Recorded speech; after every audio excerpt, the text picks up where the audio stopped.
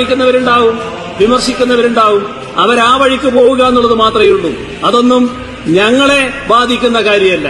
ഞങ്ങളെ ബാധിക്കുന്ന കാര്യം ഈ നാടിന്റെ പ്രശ്നങ്ങളാണ്. ഈ നാടിന്റെ പ്രശ്നങ്ങൾ പരിഹരിക്കുന്നതിന് ചുമതലയേറ്റവരാണ് ഞങ്ങൾ.